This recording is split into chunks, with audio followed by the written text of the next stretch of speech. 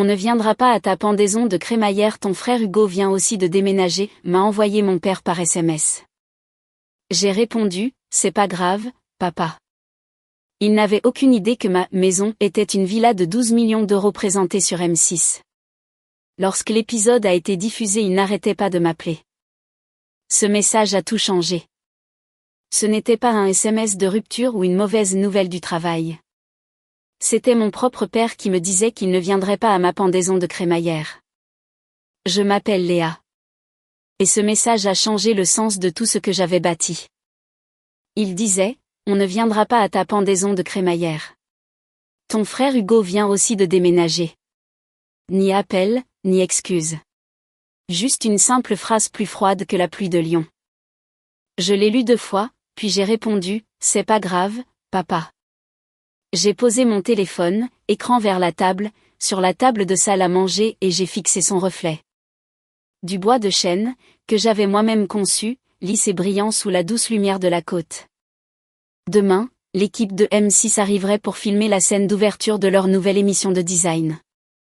Pour tout le monde, c'était une autre étape de carrière, un autre épisode à une heure de grande écoute. Mais pour moi, c'était la première fois que mon nom apparaîtrait à l'écran sans être caché derrière celui de quelqu'un d'autre. La villa autour de moi était silencieuse. Pourtant, chaque mur portait l'écho des années que j'avais passées à travailler pour atteindre ce moment. J'avais planifié la soirée dans les moindres détails, la disposition de la table, l'éclairage, même la chanson qui jouerait quand maman et papa franchiraient la porte. Mais maintenant, ils ne viendraient pas. Pourtant, je n'ai pas supprimé le message. Je l'ai laissé sur mon téléphone. Preuve que parfois le silence parle plus fort que l'amour.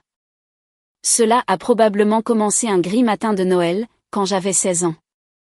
L'odeur de cannelle et de citrouille rôtie emplissait l'air tandis que ma mère se déplaçait rapidement entre la cuisinière et le comptoir, fredonnant doucement un air de la vieille radio. Mon père se tenait à proximité avec son caméscope, narrant toute la scène, comme si nous étions les stars d'une parfaite publicité de vacances. Mon frère Hugo était au centre de tout, mélangeant la pâte avec une énergie exagérée, s'attirant rire et éloge à chaque mouvement. Maman l'appelait son miracle de Noël et papa n'arrêtait pas de le filmer. J'ai essayé d'aider en tendant la main vers le saladier, mais maman l'a doucement retiré de mes mains et a dit, « Ma chérie, laisse Hugo s'en occuper. » Je me suis écartée et j'ai fait semblant de ne pas m'en soucier. Ils ont tous ri quand il a renversé de la farine sur le comptoir, et papa a capturé chaque seconde comme si c'était le moment fort de la journée. Je me tenais près de l'évier, m'essuyant les mains, attendant que quelqu'un remarque que j'avais déjà nettoyé la vaisselle, plié les serviettes et disposé les assiettes en parfait ordre. Personne ne me regardait. Chaque sourire, chaque mot d'affection tournait autour d'Hugo. Quand j'ai suggéré une idée pour le centre de table, quelque chose de simple avec des pommes de pin et des bougies, papa a baissé la caméra un instant et m'a regardé. Ne fais pas tout tourner autour de toi, Léa. Son ton était calme, presque indifférent, mais les mots ont frappé fort. J'ai ravalé ma réponse et me suis détournée, essayant de me concentrer sur le rythme régulier des bruits de la cuisine. Hugo a fait une autre blague sur la dinde. Maman a applaudi et papa a repris le tournage. Le monde autour de moi semblait tourner parfaitement sans moi. Plus tard cet après-midi-là, la maison sentait les légumes rôtis et les tartes.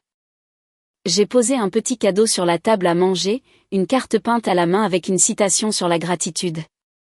Ce n'était pas grand-chose, mais j'avais passé des heures à la peindre la nuit précédente. Au moment où tout le monde s'est assis, la carte avait été poussée sur le côté, à moitié cachée sous une pile de magazines. Hugo a mené la prière ce soir-là, sa voix forte et chaleureuse. Quand il a terminé avec une blague sur le fait d'être l'enfant préféré, des rires ont rempli la pièce. J'ai souri avec eux, mais une sourde douleur s'est installée quelque part au fond, le genre qui ne s'estompe pas facilement. Le dîner a passé au même rythme que je connaissais depuis des années. Papa a interrogé Hugo sur l'école, maman a raconté des histoires sur ses matchs de football, et je suis restée silencieuse, offrant de remplir les verres ou de passer les plats. Les plus petits gestes étaient ma façon d'essayer d'appartenir, mais ils me semblaient invisibles. Je me souviens avoir pensé que le silence serait peut-être plus facile que d'essayer d'être entendu. Quand les assiettes étaient vides et que les rires s'étaient adoucis, j'ai commencé à débarrasser la table. Maman m'a rejointe un instant, me tendant une pile d'assiettes. Tu es une si bonne aide, dit-elle, souriant en se retournant vers papa pour parler des candidatures d'Hugo à l'université. Ces mots étaient gentils, mais ils n'ont pas atteint leur cible. Aide. C'est ce que j'étais devenue. J'ai lavé la vaisselle lentement, mon reflet pâle dans la fenêtre de la cuisine. Dehors, le ciel de Lyon était devenu sombre, le genre de gris qui avale tout. À l'étage, la voix d'Hugo résonnait faiblement alors qu'il jouait de la guitare. J'ai séché mes mains, suis allée dans ma chambre et j'ai ouvert le petit carnet que je gardais toujours sous le lit. Le papier sentait légèrement la peinture et l'encre. J'ai écrit une phrase cette nuit-là, la seule chose que je savais me promettre. Un jour, ils se souviendront de moi sans que j'aie à le demander. 4 ans plus tard, j'ai quitté Lyon avec une valise et trop de motus. L'air du matin était humide, le genre qui s'accroche à la peau comme un rappel de ce que l'on laisse derrière soi. Ma mère se tenait près de la porte, se tordant les mains tandis que mon père gardait les yeux fixés sur l'allée. Hugo m'avait déjà fait un adieu rapide et distrait avant de partir retrouver ses amis. J'attendais quelque chose de plus, un mot, une promesse, mais rien n'est venu. Quand j'ai reçu une bourse complète pour étudier la communication sur la Côte d'Azur, j'ai pensé pour la première fois qu'il serait fier. Au lieu de cela, papa a froncé les sourcils comme si j'avais annoncé quelque chose de ridicule. La communication n'est pas stable, dit-il. Tu es doué pour les détails. Pourquoi pas la comptabilité ou le droit, ajouta maman doucement. C'est trop loin, ma chérie. Tu ne connais personne là-bas. Je voulais lui dire que la distance était peut-être le but, que peut-être l'espace était la seule façon de respirer, mais j'ai juste hoché la tête. Une semaine plus tard, Hugo a annoncé qu'il avait été accepté dans un programme de master en commerce. Le salon s'est rempli d'excitation. Papa a ouvert une bouteille de vin et maman a commencé à planifier comment l'aider avec ses frais de scolarité. Je l'ai entendu dire, nous couvrirons ce que sa bourse ne couvre pas. Personne n'a mentionné ma bourse ou demandé si j'avais besoin d'aide pour déménager. J'ai souri à travers le moment, tenant ma lettre d'acceptation sur mes genoux comme si elle était invisible. Sur la Côte d'Azur, le soleil semblait plus lumineux mais plus solitaire. Mon appartement était un petit studio au-dessus d'une laverie qui sentait légèrement la lessive et la vapeur. Je passais mes nuits à monter des vidéos pour une petite agence de création qui me payait à peine de quoi acheter des provisions. Mes repas étaient des nouilles instantanées, parfois avec un œuf quand je pouvais me le permettre. Je me disais que c'était temporaire, que la faim était moins chère que de demander de l'aide.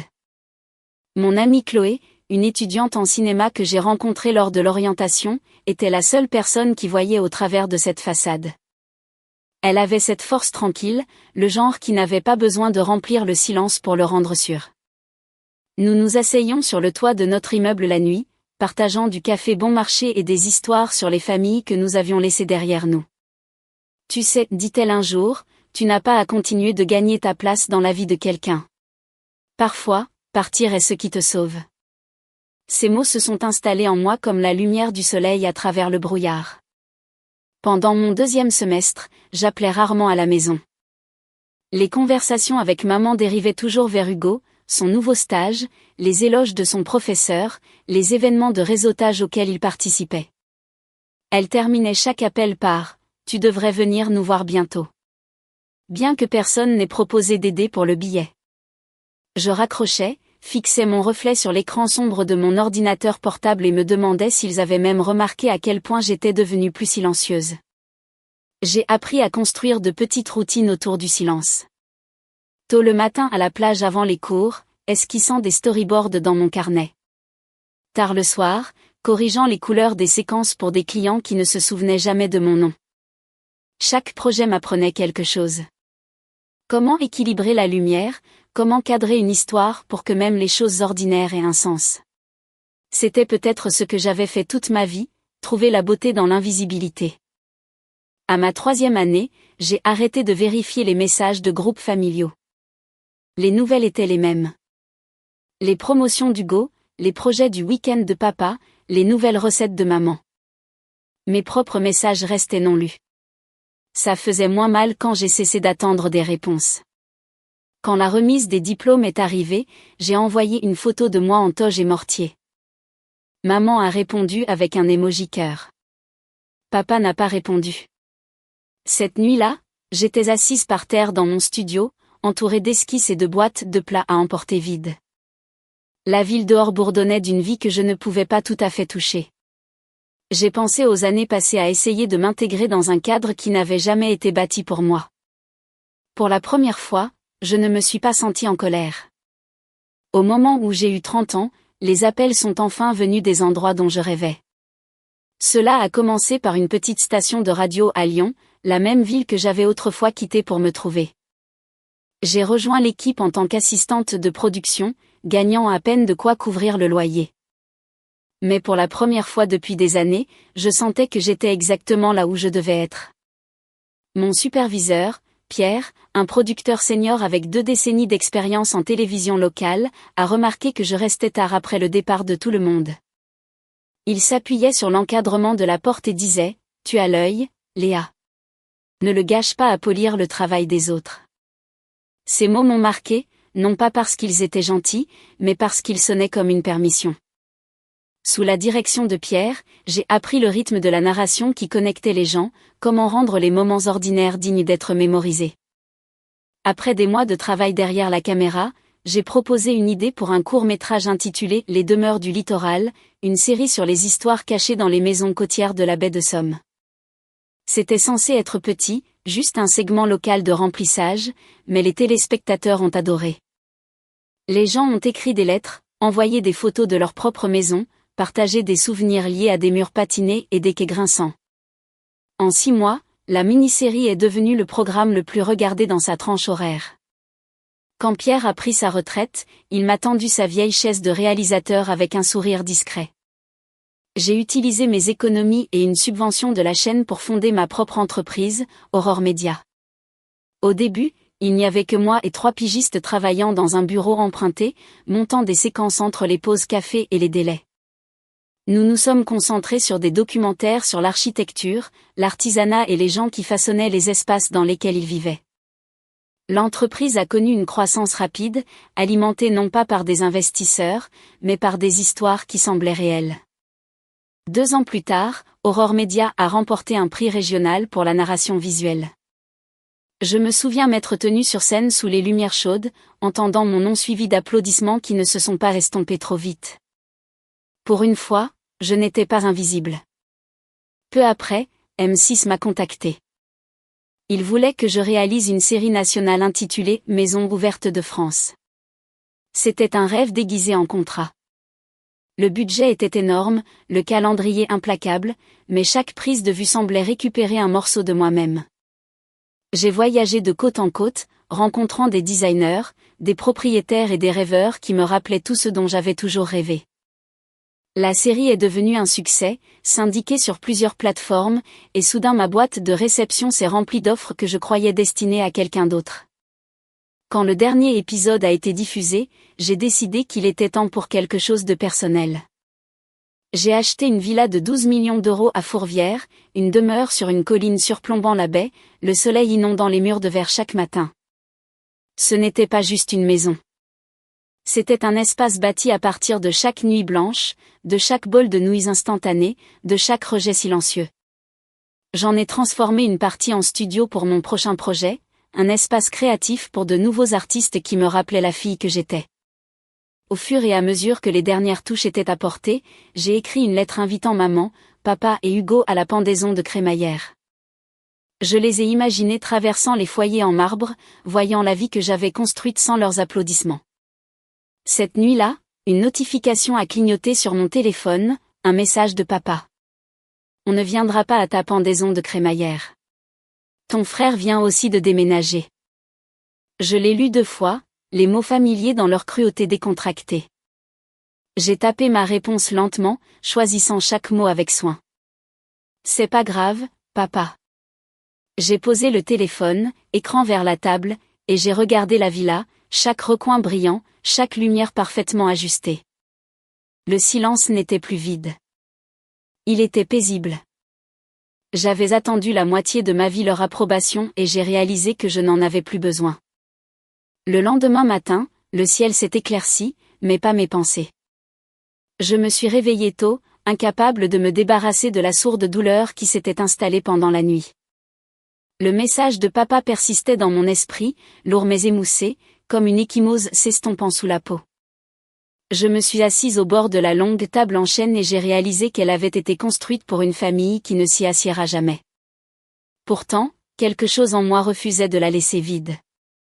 S'il ne venait pas, je remplirais moi-même ces sièges, non pas avec les personnes qui m'avaient rejeté, mais avec celles qui s'étaient tenues silencieusement à mes côtés. J'ai sorti un bloc-notes et j'ai commencé à écrire des noms. Le caméraman qui restait tard pour m'aider à réparer une lumière cassée lors de mon premier tournage. Ma voisine qui m'apportait de la soupe quand elle voyait les boîtes de livraison s'accumuler devant ma porte. Ma vieille professeure qui m'avait dit de continuer à peindre même quand les notes disaient le contraire. Et ma tante Martine, qui s'était toujours souvenue de moi, même quand mes parents ne le faisaient pas.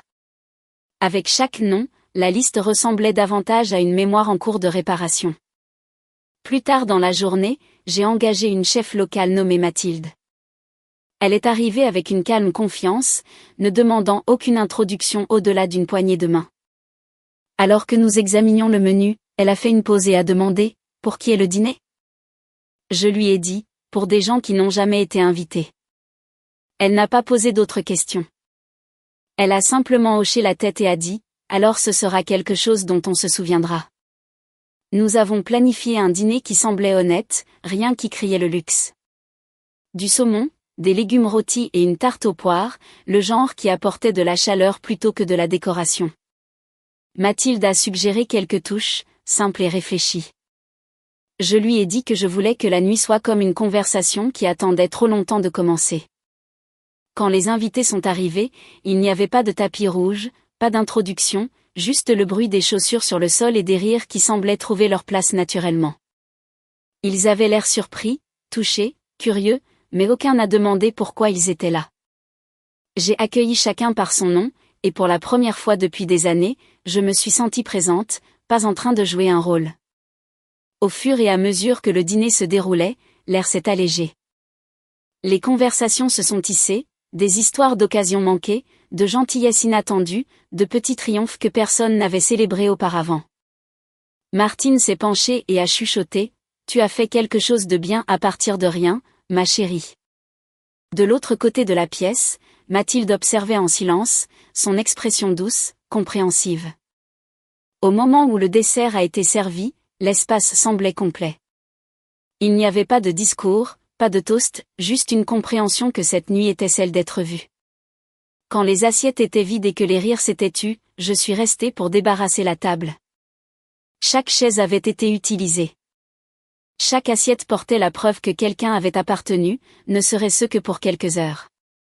J'ai posé ma main sur le bois lisse et j'ai souri doucement. Tout le monde mérite une place. Au coucher du soleil, l'équipe était arrivée, caméra, câble et attente silencieuse.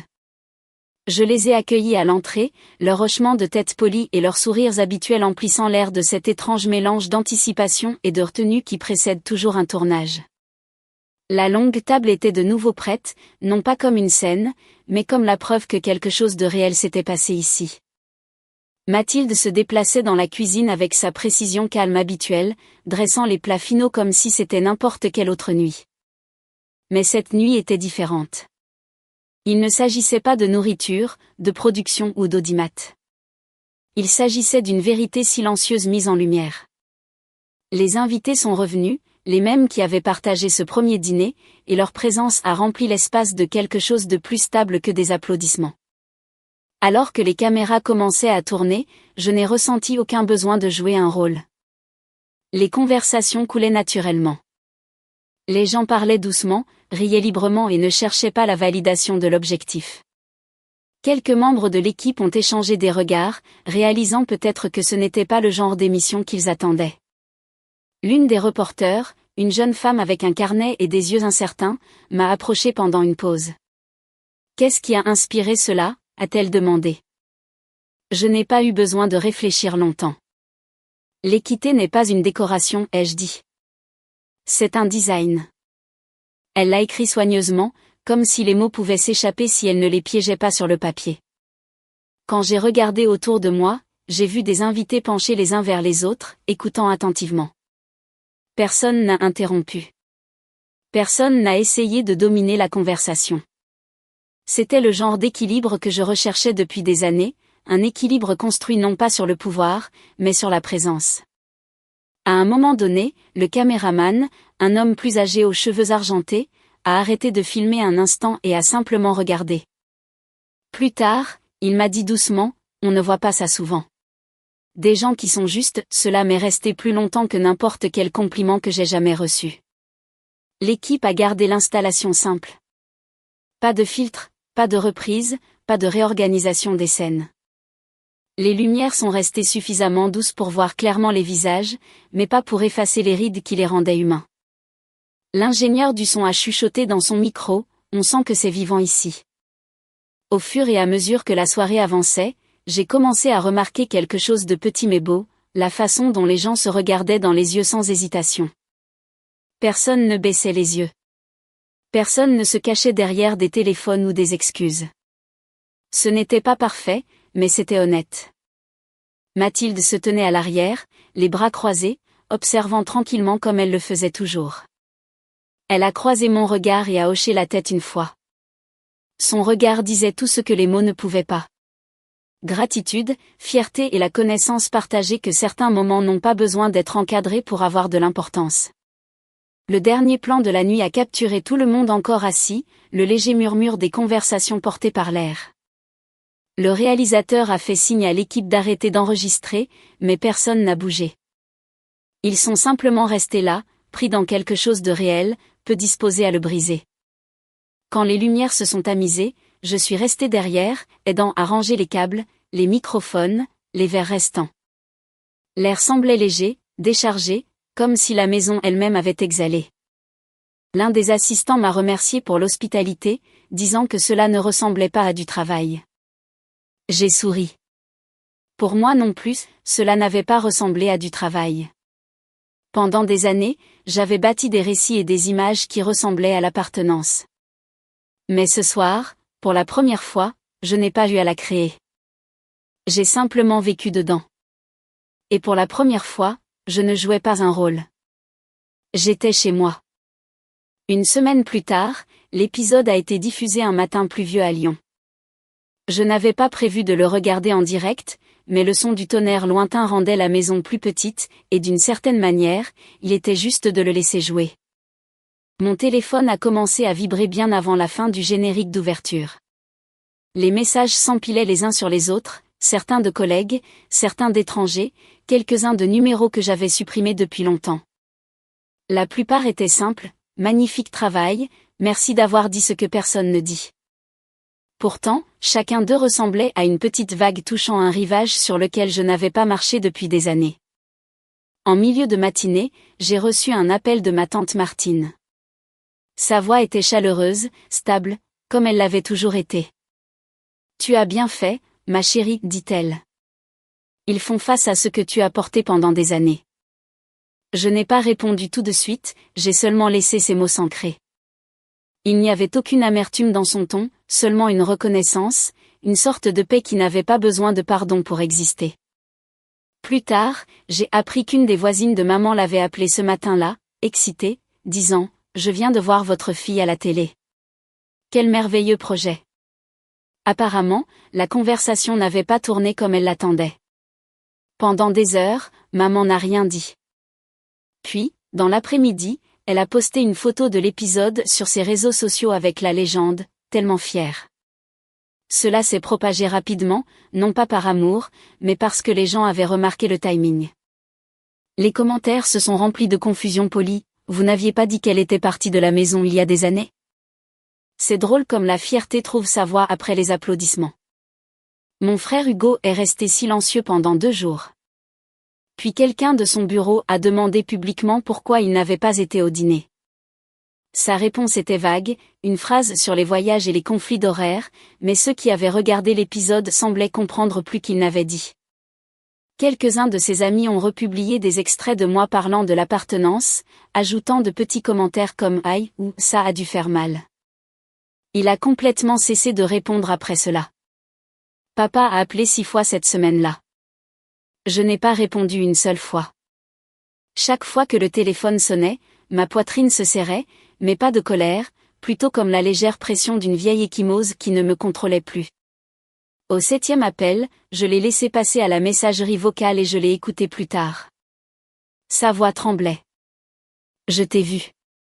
Tu as fait quelque chose de bien. Puis le silence, une profonde inspiration. Et finalement, je suis fière, Léa. C'était étrange comme ces mots, autrefois un rêve lointain, arrivaient trop tard pour avoir de l'importance, mais pas trop tard pour guérir. Les emails des téléspectateurs affluaient. Une professeure de Bourgogne a écrit qu'elle avait utilisé l'épisode pour lancer une discussion en classe sur l'équité. Un architecte à la retraite a partagé comment le dîner lui avait rappelé le projet de table communautaire de sa défunte épouse. Une mère a dit que sa fille adolescente avait décidé d'inviter une camarade de classe solitaire à déjeuner après l'avoir regardée. En les lisant, j'ai réalisé que l'histoire avait quitté mes mains et était devenue autre chose, quelque chose de vivant. En soirée, la pluie n'avait pas cessé. La ville dehors était floue, des nuances d'argent et de gris. Je me tenais près de la fenêtre, café à la main, regardant l'eau tracer des chemins sur le verre. J'ai pensé à maman assise derrière son écran, à Hugo évitant les questions, à papa qui me contactait après toutes ces années.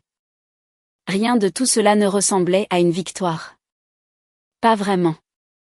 Cela ressemblait à la météo, imprévisible, purificatrice, nécessaire.